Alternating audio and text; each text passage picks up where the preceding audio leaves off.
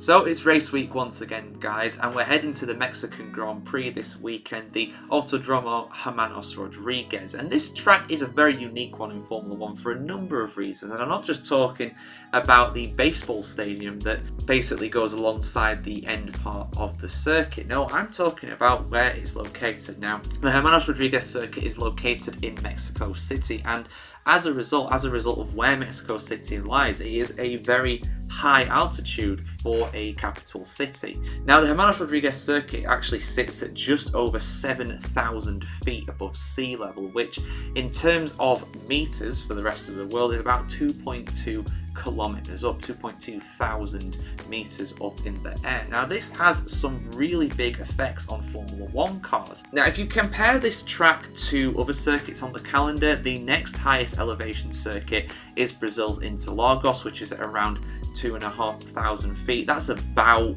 1,000 meters, roughly, something like that. But at that kind of altitude, things don't really change when it comes to the performance of the F1 cars. But in Mexico, it is high enough so that it does. Now, if you're just walking around Mexico City, which I've never done, I've never had the pleasure of going to Mexico, but I imagine if you're just walking around, it doesn't really affect you, the altitude. Now, you do hear about, obviously, people in South America, people going up the Andes Mountains, for example, or doing, I don't know, the Inca Trail in Peru. They struggle with altitude sickness. That is something that really affects them. That's at a much higher kind of performance level, really.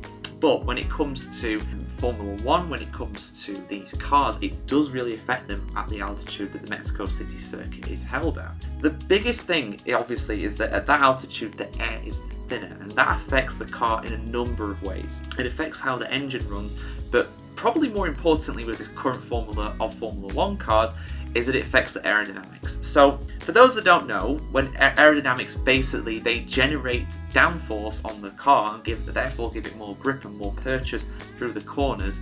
It basically generates it in the opposite sense to what airplane wings do. So airplane wings are designed so that they lift the airplane up into the air so it can fly. Formula 1 wings and aerodynamic devices are designed so that they do the exact opposite. They push the car down onto the ground, generates more grip so that they can go faster.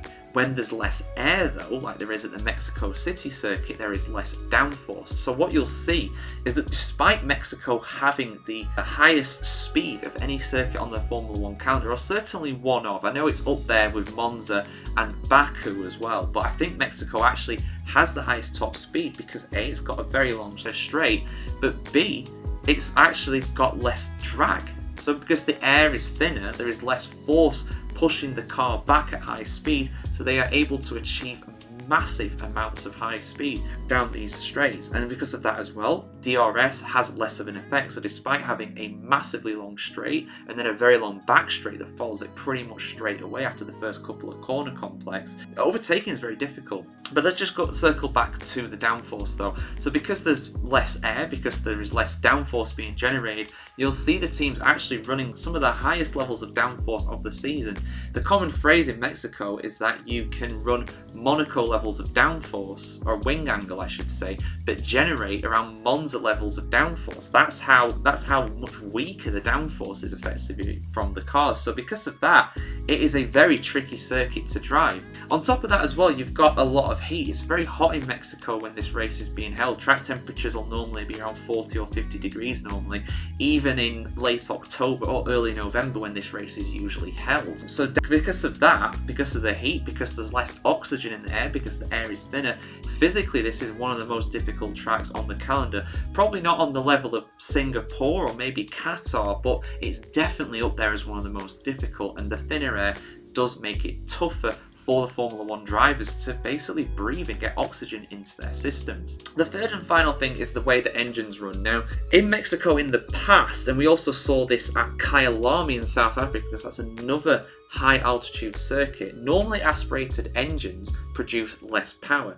Now, the Formula 1 engines of today are turbocharged, so effectively it doesn't really make much of a difference. The power output will be a little less in Mexico, but not as much as what it would have been in the past. Traditionally, going way back to the 70s and 80s, you'll have seen cars such as the Renault or any turbocharged car do really well in Mexico and South Africa, because that turbocharged engine compared to a normally aspirated one would produce far more power than the normally aspirated one.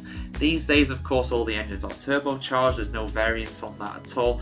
One day we may go back to having engines that don't have turbochargers, but I don't believe that is planned at all really until maybe the next engine regulation change in 2030 rather than the 2026 ones. So we haven't seen it in the current era of Formula 1, but if you go back and watch some old onboards from the 1990s and 1980s, you might be able to see a difference in terms of how much less power the cars produce. There is an effect of the thinner air though. Not only does the power go down a little bit, but it also means that the engines have to work harder to produce that power. So you might actually see the cars producing around the same horsepower as normal, but they'll actually run them at a higher mixture of fuel to compensate for the lack of oxygen in the air. So engine failures are more likely. The engines will be running hotter. The engines will be tougher to cool as well because there's less air to cool it. So you'll see a lot of drivers pulling out of the wake of cars ahead to try and get as much air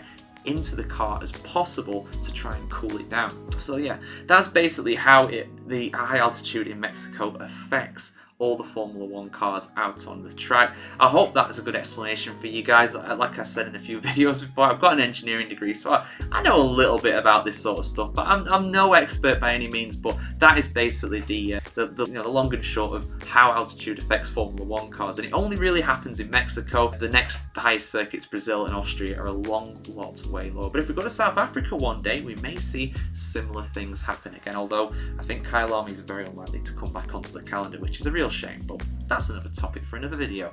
So yeah, we'll see you soon guys for some more content here on the F1Chronicle.com. Like, share, comment, subscribe, ring the bell as well. Looking forward to the Mexican Grand Prix this weekend. Got plenty of content coming your way. Have a good one guys. See you very soon.